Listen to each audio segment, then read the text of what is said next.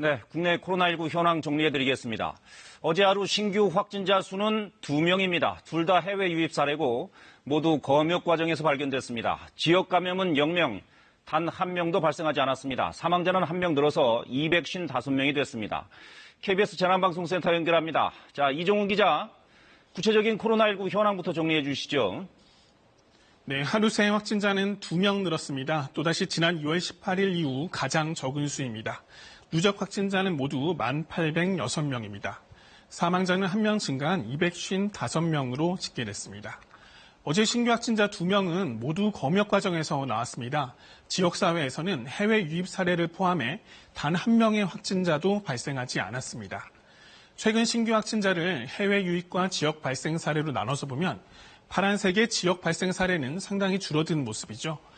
특히 지난달 30일과 이달 2일에 이어 최근 사흘 연속 지역 발생 확진자는 없었습니다. 반면 붉은색으로 보이는 해외 유입 확진자는 좀처럼 줄지 않고 있는데요. 지금까지 총 1,104명으로 전체 확진자의 10%를 넘었습니다. 네, 그렇게 해외 유입 사례가 계속 이어지고 있는데 최근엔 양상이 좀 달라지고 있다고요? 네, 확진자가 방문한 지역을 보면 그동안은 유럽이나 미주 국가가 대부분이었죠. 그런데 지난 2주만 보면 양상이 달라졌습니다. 노란색의 아시아 국가를 방문한 확진자의 비중이 점차 커져서 특히 지난주에는 가장 많았습니다. 또 분홍색의 미주 국가 방문자 가운데 미국 외에 중남미 국가에서 입국한 확진자도 상당수 발생했는데요.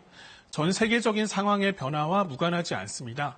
국가별 상황을 보면 그동안 확진자가 많았던 미국이나 서유럽 국가뿐만 아니라 최근에는 러시아나 브라질에 확진자가 급증하고 있고요.